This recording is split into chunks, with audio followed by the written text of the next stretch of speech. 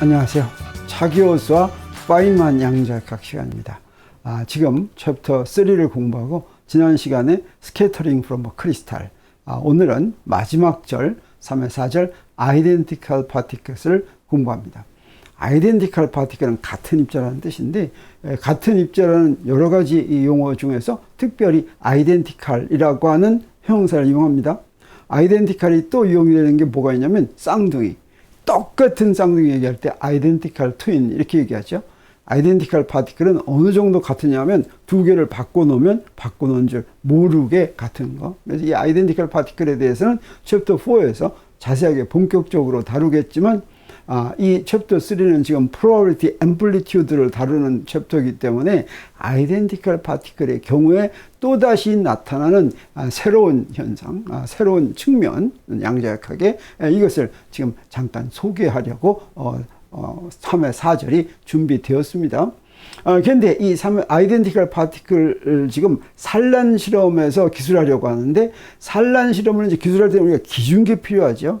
기준계는 어떻습니까? 어떤 기준계를 선정하느냐에 따라서, 기준계에 따라서 그 내용이 달라지지는 않지만 간단한 경우도 있고 복잡한 경우도 있습니다. 그래서 문제에 따라서 기준계를 잘 선택해야 되는데, 산란 실험 또는 충돌 실험에 이용이 되는 기준계가 크게 두 가지가 있습니다. 그 중에 하나가 무엇이냐면 실험실 기준계, 레버러토리 시스템입니다. 이건 어떻게 정의되는 것이냐면, 충돌 전에 한 물체가 정지해 있는 기준계를 이제 실험실 기준계라고 하죠. 이 충돌 실험은 두 물체가 대상이죠. 두 물체 중에서 하나가 정지해 있는 기준계라고 하는 것입니다. 그랬을 때 이렇게 정지해 있는 물체를 뭐라고 부르냐면 표적이라고 부릅니다. 타겟. 실험실 기준계에서 정지해 있도록 정한 물체입니다. 그리고 또 하나는 뭐냐면 충돌 전에 움직이는 물체를 뭐라고 그러냐면 입사체, 프로젝탈이다 이렇게 얘기합니다. 이 실험실 기준계는 우리가 흔히 보는, 우리 실험할 때는 표적을 놔두고서 쏘죠. 그래서 우리가 흔히 실험실에서 보는 것과 같은 방법으로 기술되는 거기 때문에 직관적으로 이해하기 쉬운 기준계라고 할 수가 있는데, 대신 이 실험실 기준계에서보다 훨씬 수식이 간단해지는 기준계가 있습니다. 그게 바로 뭐냐면 질량 중심 기준계, 센터 오브 매스 시스템입니다. 센터 오브 매스 시스템은 무엇이 정지해 있는 기준계냐면, 여기 이름에서 바로 알 수가 있겠죠. 충돌하는 두 물체의 질량 중심이 정지해 있는 기준계입니다. 그러니까 두 물체가 어떻겠습니까? 질량 중심이 정지해 있으려면 같이 오겠죠. 그런데 이 기준계의 특징은 뭐냐면 충돌 전후 선운동량이 0인 기준계가 되니까 얼마나 편하겠습니까? 그래서 이 경우에는 충돌 과정이 수학적으로 간단하게 표현되는 기준계다라고 얘기할 수가 있죠.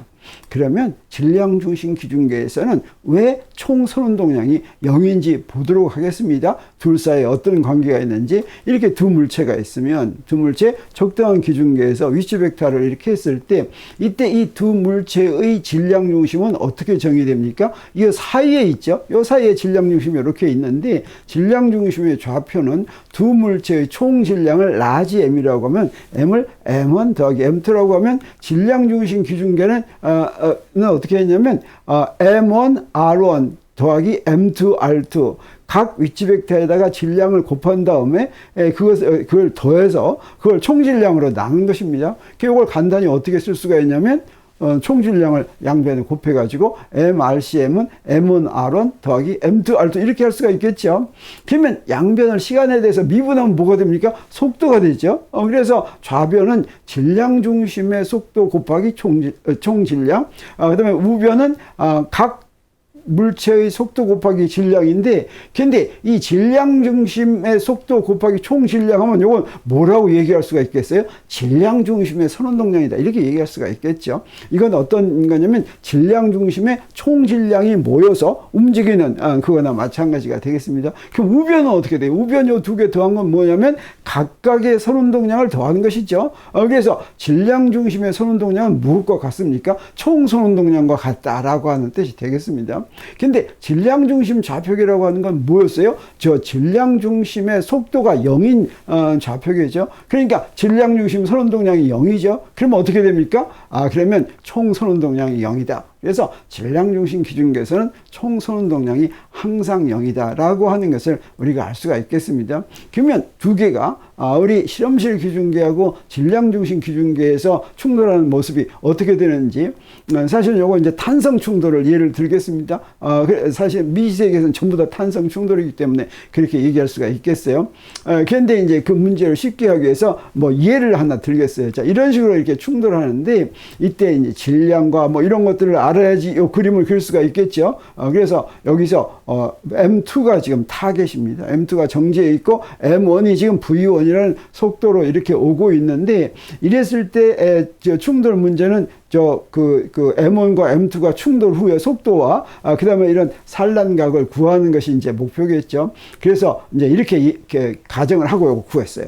M1을 1이라고 하고, 뭐 이거 질량, 단위도 그냥 생각 안 하겠습니다. M2를 2라고 하고, 그 다음에 V1은 1이라고 하고, V2 표적은 0이라고 하고, 그 다음에 이때 이런 산란을 할 때 요 두 개의 산란각 세타와 파이 중에 하나는 주어져야지 문제가 풀립니다. 그게 바로 우리가 당구공 게임이 아주 재미있는 이유죠. 그래서 세타는 30도라고 하면, 그러면 탄성 산란의 조건, 그건 무엇입니까? 선운동량이 보존이 되고 운동 에너지가 보존되는 거죠. 그 식을 이용할 것 같으면 이제 나머지를 구할 수가 있습니다. 그래서 V1 프라임은 0.934가 되고 V2 프라임은 0.252가 되고 그 다음에 이제 파이는 67.8도가 되는 것을 우리가 알 수가 있습니다.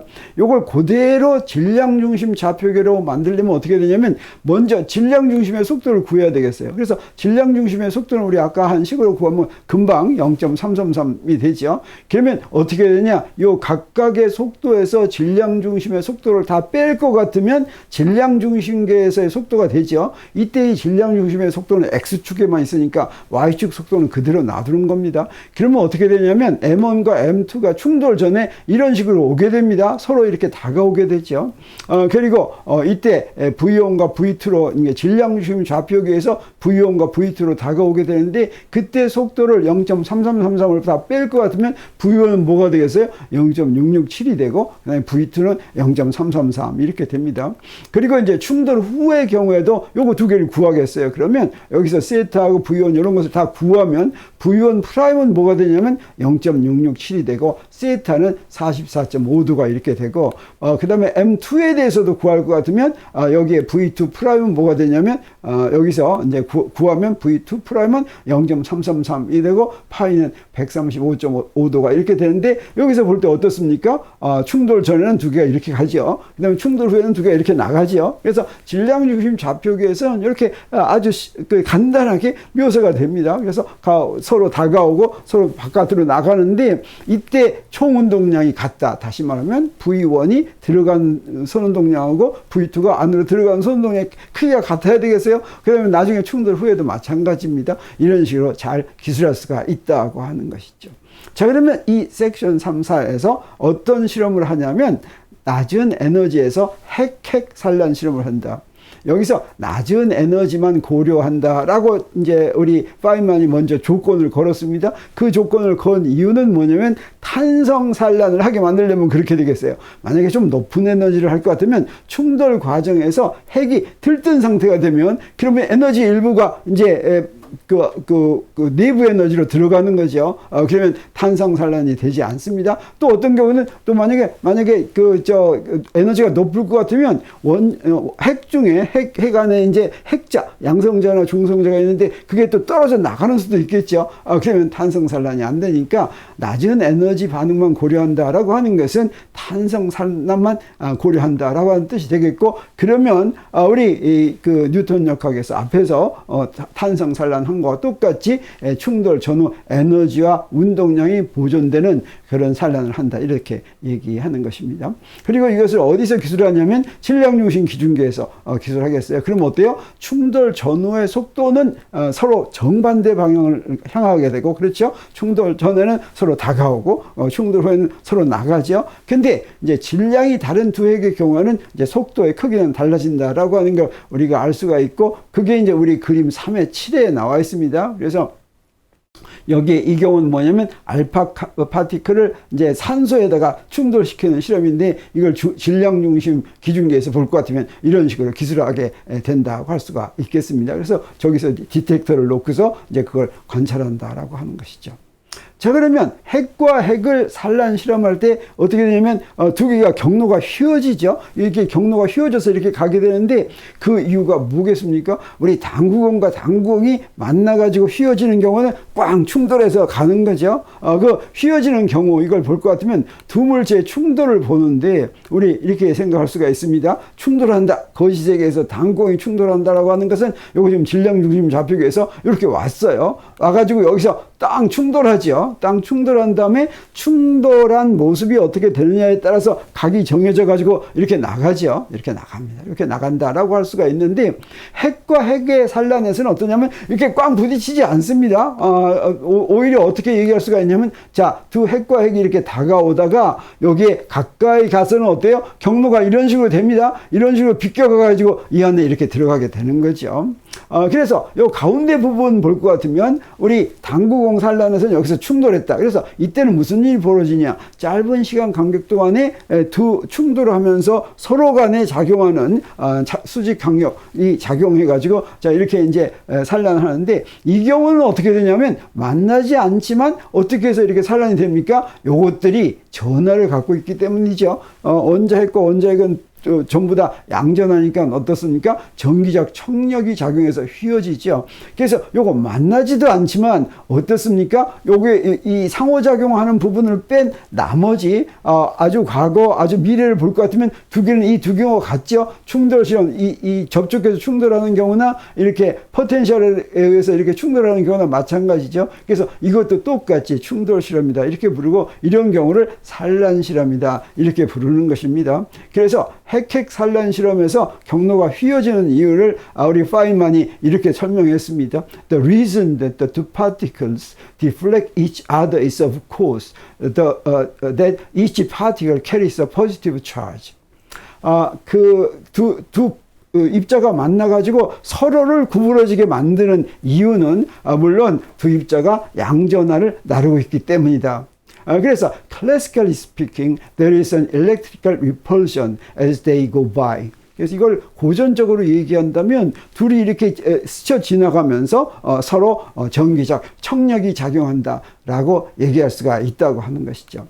그래서 the scattering will happen at different angles with different probabilities. 그래서 이 산란은 이 산란에 나가는 각이 다르면 각이 다른 거에 따라서 프로바빌리티가 달라지는 그런 산란을 하게 되는데 and we would like to discuss something about the angle dependence of such scattering. 그래서 그런 스캐터링에서 이제 산란각이 얼마냐에 따라서 산란각의 함수로 이제 probability amplitude나 probability를 구하는 거 이걸 우리가 지금 논의하고 싶다라고 하는 것입니다. 그런데 여기서 재미있는 점이 하나 있습니다. It is possible, of course, to calculate this thing classically. 자, 이런 거를 고전적으로도 계산할 수가 있다고 하는 거죠. 여기 전하, 두 점전하가 있다고 했을 때 점전하를 보낼 것 같으면 이건 그 쿨롱 전기력을 이용하고 뉴턴의 운동방정식을 써가지고 궤도를 계산할 수가 있습니다. 그 청력이 뭐예요? 그냥 거리의 제곱에 반비례하는 쿨롱 힘이죠. 그러면 그런 쿨롱 힘을 받는다라고 생각하고 이렇게 궤도, 산란하는 궤도를 생각할 수가 있어요. 그래서 충분히 계산할 수가 있습니다. 이게 양자역학적으로 계산하는 것이 아니라 고전적으로 계산한다라고 하는 거죠. And it is one of the most remarkable accidents of quantum mechanics. 자, 근데 지금 여기에 양자역학에서 가장 놀라운 액시던트가 한 가지 있는데 그건 바로 뭐냐면 the answer to this problem comes out the same as it does classically. 양자역학에서 이 문제 그 핵과 핵의 산란 실험을 이거를 고전적으로 계산한 경우하고 뉴턴 역학으로 계산한 경우하고 결과가 똑같이 나온다라고 하는 겁니다. 재밌죠? 그래서 우리가 앞에 그 양자역학은 어떻습니까? 고전역학하고 아주 굉장히 다르다고 얘기했는데 그 결과가 고전역학하고 똑같다라고 하면 그러면 뭐 그 고전역학 계산하기가 더 쉬우니까 그렇게 하면 더 좋겠죠. 근데 여기서 accident라고 얘기한 이유가 있습니다. 그게 뭐냐면 this is a curious point. 이건 아주 이상한 점인데 because it happens for no other force except the inverse square law. 인버스 스퀘어 로우는 거리의 제곱의 반비례하는 힘인데 이제 바로 쿨롱 힘이 전기력이 거리의 제곱의 반비례하는 힘이죠. 근데 양자역학의 경우와 고전역학의 경우에 계산 결과가 똑같은 것은 상호작용이 인버스 스퀘어 로우일 때뿐이다라고 하는 거죠. 그래서 so it is indeed an accident. 그래서 우리가 핵핵산란이 그게 고전적으로 계산한 결과하고 똑같다라고 하는 건 정말 우연히 그런 것이다 라고 하는 거죠. 이 전기력 빼고는 나머지는 그렇지가 않으니까.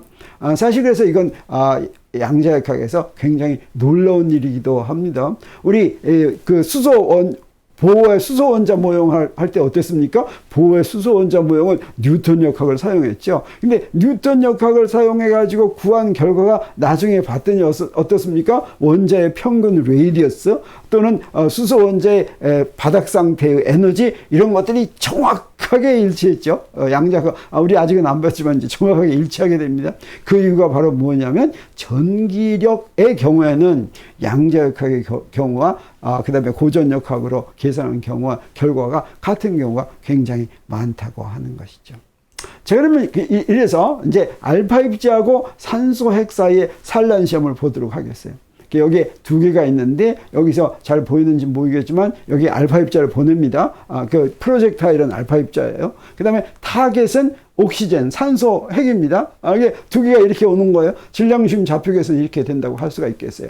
그러면 여기 왼쪽에 있는 327의 A 실험은 어떤 경우냐면 알파 입자가 저 위에 있는 D1의 디텍터로 들어갑니다. 그러면 이때 요거 알파 입자가 그 프로젝타일이 쭉 가는 선과 산란된 선 사이의 각을 뭐라고 그러냐면 산란각, 스캐터링 앵글이라고 하는데 요때 안으로 들어갔을 때 이게 바로 알파가 산란각 세타로 산란할 앰플리튜드를 여기서 구할 수가 있겠는데 그 앰플리튜드를 F 세타라고 하겠어요.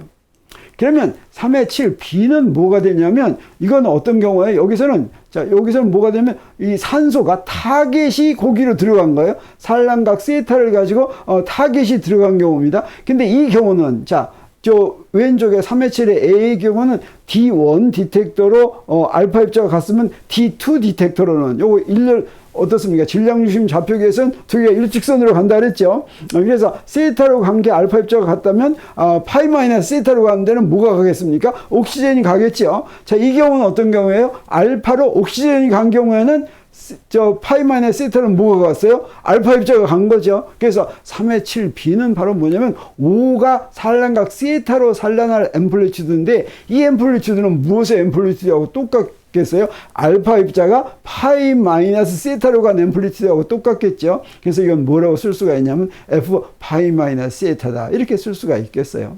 그래서 우리 D1에서 무엇인가를 측정할 이제 확률을 구하라라고 한다면 여기 D1으로 알파가 들어갈 확률 할 수도 있고 여기서 D1으로 옥시젠이 들어갈 수도 있겠죠.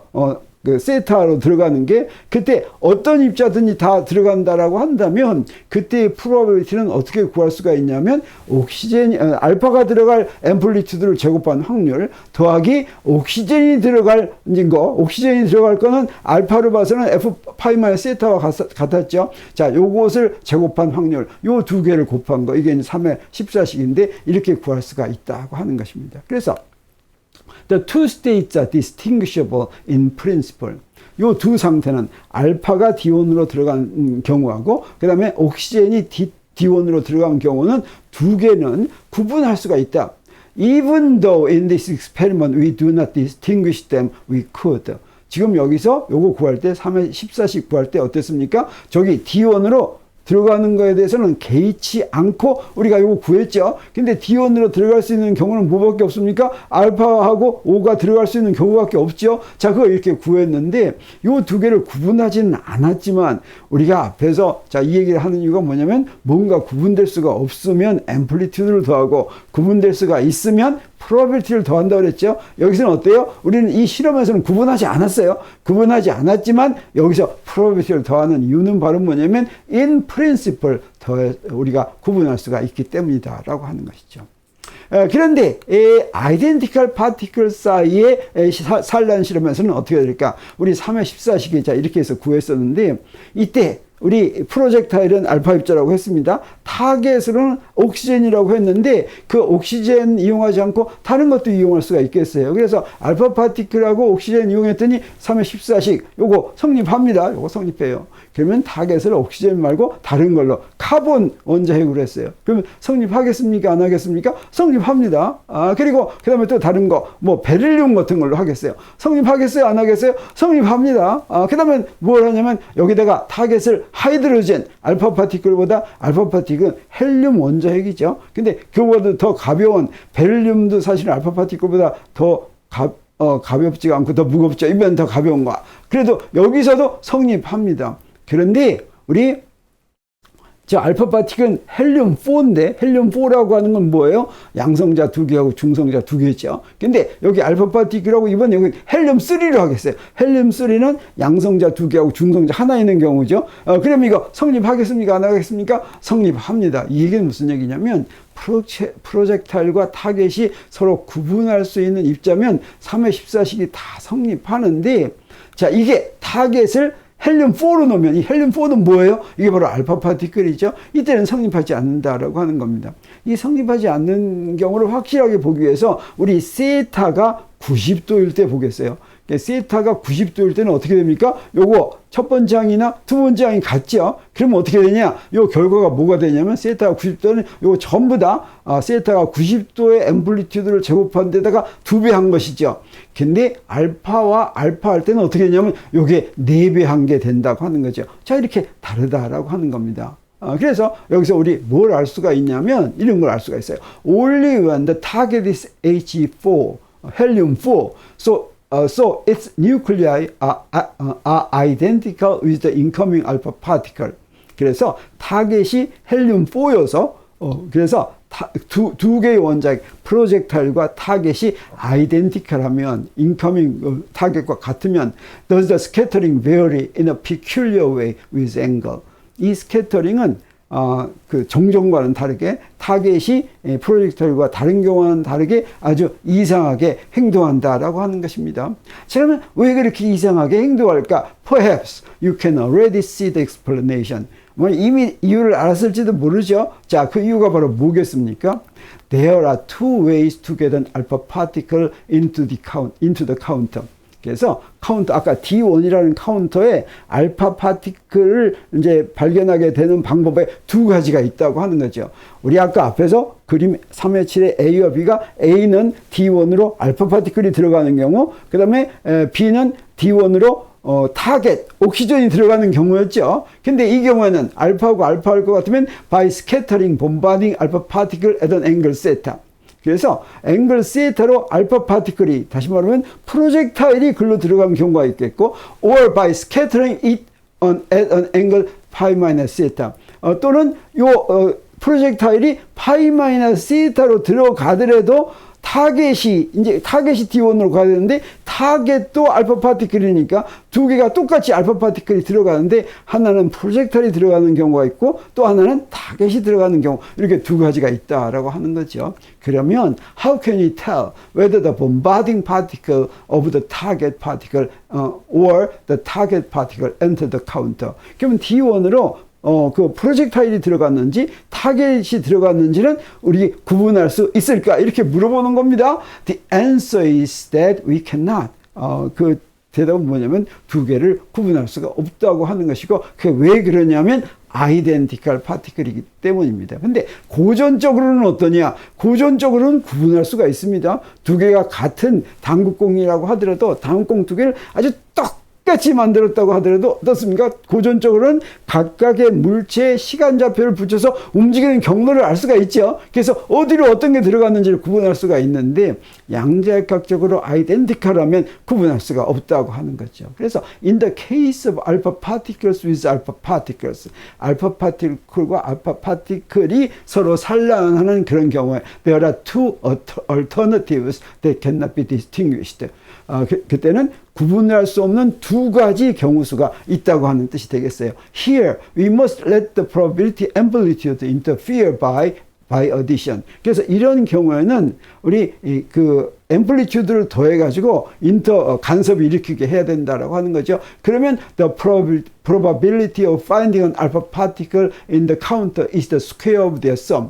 그러면 두 개를 앰플리튜드를 두 개 더한 것을 이제 그 절대값의 제곱을 구한 거, 그렇게 해서 알파 파티클을 발견할 프로바빌리티를 구한다라고 하는 것입니다. 그러면 아까 3의 14식이 어떻게 쓰여질 거냐면 T1에서 알파 파티클을 발견할 확률은 어떻게 돼요? 이 안에 앰플리튜드를 더해 가지고 전체를 절대값을 제곱을 해야지 된다라고 하는 거죠. 그래서 아이덴티컬 파티클의 경우 나타나는 그 새로운 현상이 있는데 그게 바로 뭐냐면 우리 3의 14식 이건 어떻게 해서 구했습니까? 프로젝타일하고 타겟이 다를 때, 구분할 수 있을 때 이렇게 구했죠. 이건 어떻습니까? 프로바빌리티가 더해졌죠. 그 다음에 3의 15식은 구분할 수가 없을 때, 아이덴티컬 파티클일 때, 알파를 알파에 산란시킬 때, 프로젝타일과 타겟이 모두 알파일 때, 이때 3의 15식이 됐습니다. 이때 이제 90도일 때를 계산해 볼 것 같으면 14식에 의하면 어떻게 됩니까? 여기다 90도 대입했더니, 그 프로바빌리티를 두 개를 더하는 거니까 2배 F의 90도에서의 앰플리튜드의 제곱을 2배 한 게 되죠. 그 다음에 요거는 구분이 가능한 입자 사이에 산란이 되고 3의 15식은 어떻게 됩니까? 프로바빌리티가 어떻게 돼요? 자, 여기서 두 개를 더한다면 제곱해야 되니까 요거는 구분이 가능한 입자 사이에서는 4배의 F90의 그 앰플리튜드를 제곱한 것에 4배가 된다라고 하는 거죠. 그래서 of course at other angles, the result will also be different. 지금 우리가 90도에서만 이렇게 다른 거를 여기서 이렇게 했는데 이건 지금 계산하기가 쉬워서 그런 거지. 물론 다른 각에서도 다른 그 두 개를 구분할 수 있는 경우와 아이덴티컬 파티클을 할 수 있는 경우와 각이 다르더라도 결과는 아주 많이 달라진다 이런 뜻이 되겠습니다. And so you have the unusual result that when particles are identical, a certain new thing happens that doesn't happen when particles can be distinguished. 그래서 이렇게 우리가 지금 본 것처럼 아주 이상한 결과가 나왔는데 그 이상한 결과는 무엇 때문에 나온 거예요? 그 프로젝타일과 파티클을 구분할 수 있는 경우에는 나타나지 않았던. 그래서 프로젝타일하고 타겟이 아이덴티컬하면 나타나는 아주 이상한 현상이 나왔다라고 하는 것입니다. 그리고 in the mathematical description, you must add the amplitude for alternative process in which the two particles simply exchange rules and there is an interference. 그래서 아이덴티컬 파티클의 경우는 똑같은 놈이 서로 그 역할을 반대로 하면 역시 똑같죠. 그런 경우는 어떻게 해야지 된다? 그때는 앰플리튜드를 더해가지고 이제 수학적으로 기술을 해야지만 된다고 하는 거죠. 그래서 아이덴티컬 파티클에서는 이렇게 새로운 양자역학적인 현상이 서로 다르다면 프로젝타일과 산란 실험에서 프로젝타일과 타겟이 다르다면 나타나지 않는, 근데 이거는 어디서만 나타나는, 고전역학에서 나타나지 않는 현상입니다. 양자역학의 새로운 현상이 있다라고 하는 것을 여기서 간단하게 소개를 했습니다. 그런데 아직 조금 더 남았어요. 그래서 3회 4절을 지금 절반 정도 했습니다. 챕터 3는 1시간 한 번 더 한 다음에 마치도록 하겠습니다. 자, 그래서 오늘 강의는 여기서 마치고 다음 시간 챕터 3의 마지막 강의 기대해 주기 바랍니다. 감사합니다.